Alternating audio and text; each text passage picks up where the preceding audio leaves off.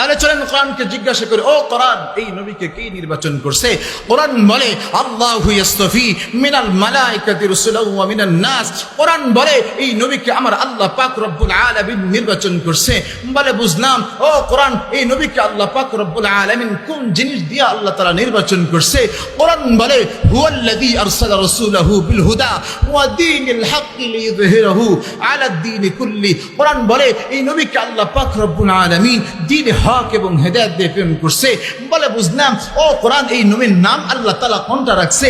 কোরআন বলে মুহাম্মাদুর রাসূলুল্লাহ, এই নবীর নাম আল্লাহ তাআলা মুহাম্মদ রাখছে।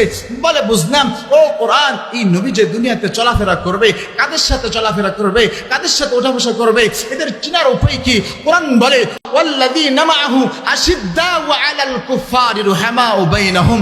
এরা হলো সাহাবায়ে কেরাম, কাফিরদের সাথে শক্ত, মুমিনদের সাথে সহনশীল। বলে বুঝলাম, আচ্ছা এদের কি চিনার উপায় কি, পদ্ধতি কি? কোরআন বলে তারাহুম রুকআন সুজদাই ইয়াবতাগুনা ফাদলাম মিনাল্লাহি ওয়া রিদওয়ানা। কোরআন বলে এরা দুনিয়াতে আল্লাহ পাক রব্বুল আলামিনের সন্তুষ্টি নিয়ে চলাফেরা করবে। শুধু তাই নয়, তাদের চেহারার দিকে তাকাইলে সিজদার জায়গাগুলো নূরে ঝলমল ঝলমল করতে থাকবে। বলে বুঝলাম, ও কোরআন, তাহলে তোমার কাছে একটু জানতে চাই, এই নবীকে আল্লাহ পাক রব্বুল আলামিন কোন কাজ দিয়ে দুনিয়াতে পাঠাইছে? কোরআন বলে ইয়া আইয়ুহার রাসূল বাল্লিগ মা উনজিলা ইলাইকা মির রাব্বিক ওয়া ইল্লাম তাফআল ফামা বাল্লাগতা রিসালাতা।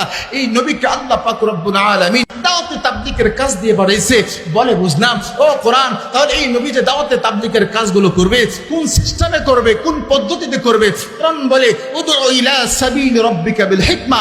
এই নবী দাওয়াতে তাবলীগের কাজগুলো হিকমতের সাথে করবে।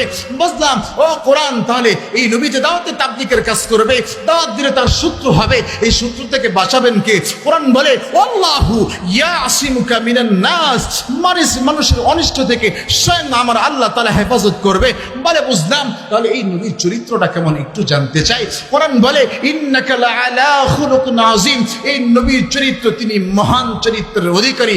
বলে বুঝলাম, তাহলে এই নবীর আদর্শ হিসাবে কি আমরা মানতে পারি, তাকে আমি মডেল হিসেবে নিতে পারি? কোরআন বলে লাকাদ কানা লাকুম ফি রাসূলিল্লাহি উসওয়াতুন হাসানাহ। কিয়ামত পর্যন্ত আনেওয়ালা সকল উম্মতের জন্য উত্তম নমুনা মডেল দিয়ে আল্লাহ তাআলা প্রেরণ করছে। বলে বুঝলাম, ও কোরআন, তাহলে এই নবীকে কোন আল্লাহ তাআলা কোন উপাধি দিয়েছে, তার কোন লকব টকব আছে নাকি? কোরআন বলে ওয়ামা আরসালনাকা ইল্লা রাহমাতাল লিল আলামিন। এই নবীকে আল্লাহ তাআলা সমস্ত বিশ্ব জগতের জন্য রাহমাতাল লিল আলামিন হিসেবে প্রেরণ করছে। বলে বুঝলাম, ও কোরআন, তাহলে কি এই নবীকে আমরা অনুসরণ করতে পারি, মানতে পারি? কোরআন বলে 100% মানার বস্তু বানাই তো আল্লাহ তাআলা প্রেরণ করছে। কোরআন বলে কুল ইন কুনতুম তুহিব্বুনাল্লাহ ফাত্তাবিউনি ইউহিব্বুকুমুল্লাহ ওয়া ইয়াগফির লাকুম যুনুবাকুম আল্লাহু গফুরুর রহিম। এই নবীকে যারা অনুসরণ করবে, মানবে, তাদেরকে আল্লাহ তাআলা ভালোবাসবে, তার দুনিয়া আখিরাতের সকল গুনাহ আল্লাহ তাআলা মাফ করে দিবে। বলে বুঝলাম, ও কোরআন, তোমার কাছে শেষবারের মতো জানতে চাই, এই নবীকে যদি আমরা মানি, তার পথ ও মত অনুযায়ী যদি আমরা চলি, আমাদের শেষ ফায়দা কি, শেষ লাভ কি? কোরআন বলে জান্নাতুল ফিরদাউসিন জুলা।